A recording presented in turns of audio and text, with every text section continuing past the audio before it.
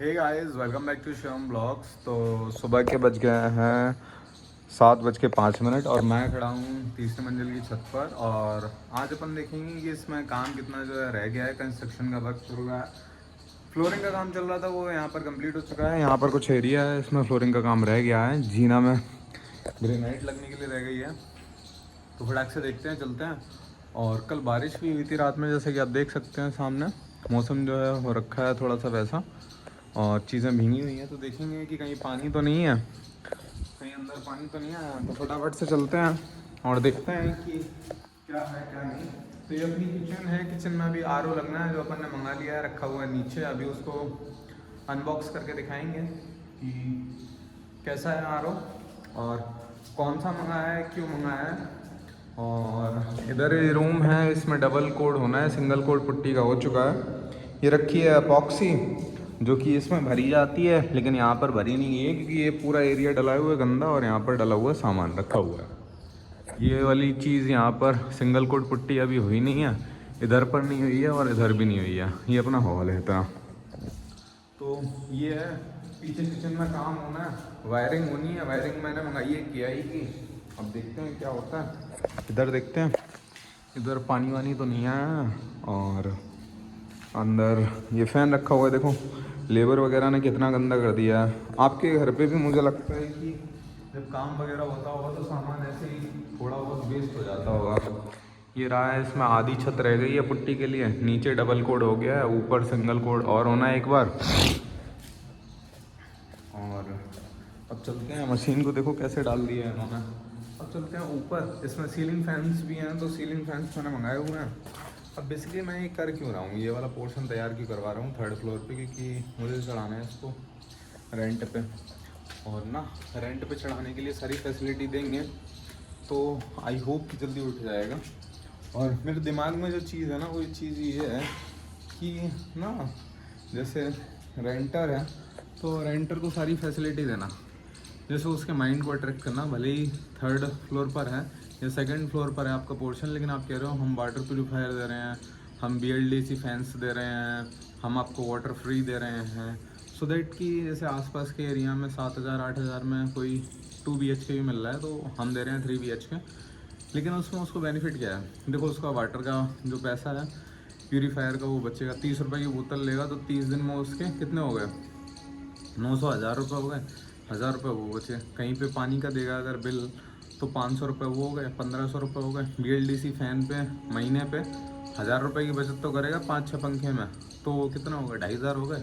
यहाँ पे 3 BHK तो मिल रहा है उसको, तो ऐसे 8-9 हज़ार में भी अगर दूसरी जगह लेगा तो यहाँ उसको बेनिफिट तो है कि फैंस जो है लगे लगाए मिल रहे हैं। फ़ायदा क्या है, कहीं पे वो ले 8,000 का और वहाँ पे 1,000 एक्स्ट्रा वो इलेक्ट्रिसिटी बिल की पे कर दे, तो उसका क्या मतलब है। तो ये सारी चीज़ें हैं, इसलिए वाटर प्यूरीफायर देना चाहिए। साथ ही साथ यहाँ देखिए, यहाँ कितनी गंदगी डली हुई है। ये कल बरसात हुई थी, इसलिए सारा का सारा कैसा है, सब गीला हो रखा है। ये भी गीला हो रखा है। और उधर देखो, उधर किसी की टंकी लगी है वहाँ उस साइड, और उनका सोलर लगा हुआ है। अपन भी सोच रहे हैं कि सोलर यहाँ पे लगवा लें। आज सोलर वाला आएगा तो सोलर से बात करनी है, सोलर वाले से, कि वो फाइनेंस वगैरह कैसे करवाएगा। और मैं सोच रहा हूँ 6 किलोवाट का सोलर लगवा लिया जाए। तो ना अब अपनी दीवार पे तो कोई सीलन है नहीं, चलते हैं इधर की तरफ, कल वाले रूम में जहाँ टाइल्स लगी थी। और अगर रेंटिंग में ना इतनी सारी चीज़ें आपने दे दी, और जैसे कर्टेंस वगैरह होती हैं, इससे ज़्यादा ना दो। इससे ज़्यादा अगर आप दोगे तो फिर वो रेंटर ना आपको ही पागल बनाने लगेगा। ये है, इस वाले रूम में कल लगी थी टाइल। अब कमी मिस्त्री कहाँ छोड़ गया है, मिस्त्री जो है देखिए इसमें गैप्स कितने कितने हैं। अब इसमें वो बोल गया कि ग्राउट भर देंगे। कैसे ग्राउट भर देंगे आप, ये देखिए, ये कैसे ग्राउट भर देंगे। ये देखो यहाँ पर भी गैपिंग वो जो है क्रिएट कर गया है, छोड़ गया है। अब ये लेंटर हो गया बहुत नीचा। अब इसमें सीलिंग भी करवानी है, आप देख सकते हो सामने की तरफ से इसमें सीलिंग भी करवानी है। अभी तो ये बहुत नीचा हो जाएगा, और मैं सोच रहा हूँ इसमें प्लेन वाली करवा दूँ सीलिंग, या कोई और डिज़ाइन, हल्की डिज़ाइन सोचूंगा जिससे इतनी दिक्कत ना हो। 2 इंच हो गया, 2 इंच वो हो जाएगा तो लेंटर बहुत नीचे लगने लगेगा। और फिर उसके बाद जो है वॉल फैन लगवाने पड़ेंगे यहाँ पर, अगर सीलिंग फैन लगाते हैं तो अगर हम बेड पे खड़े हो गए यहाँ से तो सीलिंग फैन सीधे सर में टकराएगा, और जिसके बाद होगी प्रॉब्लम। अगर वॉल फैन लगा होगा यहाँ पे दो, एक इधर एक उधर कोने में, तो कोई होप सो प्रॉब्लम नहीं होगी। अब मिस्त्री क्या कर गया, मिस्त्री मेरे पीछे यहाँ पर जो आपको जगह दिख रही है इसमें टाइल लगाने के लिए छोड़ गया, और इसमें आ रही है कैंच। अब वो लगाएगा इधर कैंच में टाइल।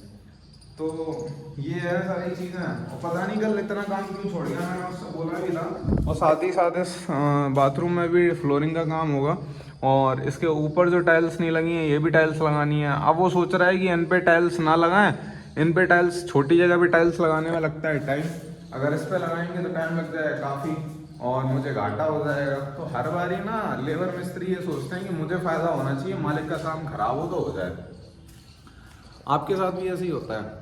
अब एक लेबर से मैंने बोला था कि ये वाली जो ईंटें हैं, ये वाली ईंटें सही से चट्टा लगा देना, मतलब एक जगह लगा कर रख देना, लेकिन नहीं, उसने एक जगह नहीं लगा कर रखी, उसने यहीं ला के सारी की सारी फेंक दी।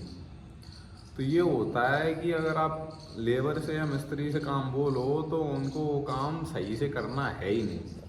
अब इसमें इस रूम में क्या होना है, इस रूम में अभी फॉल सीलिंग होनी है, वायरिंग होनी है और पुट्टी होनी है। पुट्टी के बाद इसमें पेंट होना है, पेंट होने के बाद इसमें और क्या काम होना है, और इसमें फर्नीचर का काम होना है। सामने मैंने सोच रखा है कि टीवी का जो है सिस्टम, इधर से टीवी का सिस्टम जैसे यहाँ पर है हम इधर पर, तो इधर से अगर टीवी लगाएं यहाँ पर सामने वाली वॉल पे तो ज़्यादा बेटर रहेगा, गेट के जस्ट बगल में हो जाएगी टीवी। और दूसरी चीज़ ये है कि अगर हम यहाँ विंडो के पास सोफ़ा डालते हैं, स्टूल डालते हैं, तो टीवी हम यहाँ भी लगा सकते हैं, है ना।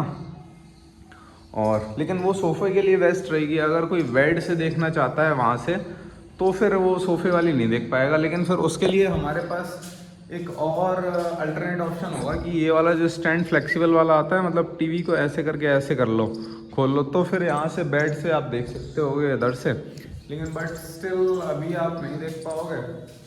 ये है। अब मात्रा जानते हैं कि इसमें ये फ्लोरिंग जो है कितने की लगी है। तो कल मैंने कैलकुलेशन की थी एक वीडियो में, आपको बताया भी था कि इसमें जो लेबरी लगी है, मतलब लगवाने की कॉस्ट है वो 5,000 रुपये है, और जो टाइल की कॉस्ट है वो 12,000 रुपये है। मतलब लगभग जो टाइल की कॉस्ट है उसके जस्ट आधी हमसे लेबर लग जा रही है इसको लगवाने में। और जो ये सीमेंट और मोरंग डली है वो लगभग डली है हमारी 4,000 रुपये की। तो 9,000 रुपये की लेबर मिस्त्री मोरंग और 12,000 रुपये की टाइल, तो कहीं जाके ये फ्लोरिंग पड़ रही है मुझे कितने की, 9 और 12 21 हो गए, ठीक है।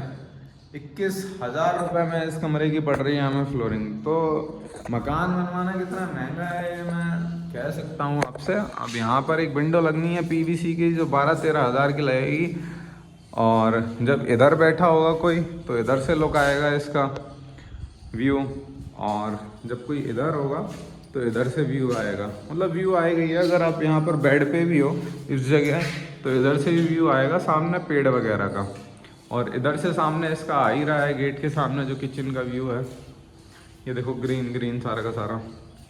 तो ये है सारा का सारी चीज़ें। अभी ये काम करवाना है, आज देखो क्या मिस्त्री काम करता है आकर क्या नहीं। और अगर ये ब्लॉग आपको अच्छा लगा हो तो ब्लॉग को लाइक करें, चैनल को सब्सक्राइब करें। मिलते हैं ऐसे ही और ब्लॉग में, और बताएंगे अगले ब्लॉग में कि आज काम होना क्या है। और हम प्लान कर रहे हैं कि स्कॉर्पियो एन ले लें, और सारी चीज़ें डिसाइड हो गई हैं। घर पे फाइनल बुकिंग के लिए जाना है, तो उसके लिए अभी मैं वीडियो बनाऊंगा और बताऊंगा आपको कि कौन सी गाड़ी लेने वाले हैं और कब तक लेंगे अपन स्कॉर्पियो एन। तो मिलते हैं नेक्स्ट वीडियो में, तब तक के लिए bye bye, thank you, subscribe करना ना भूलें।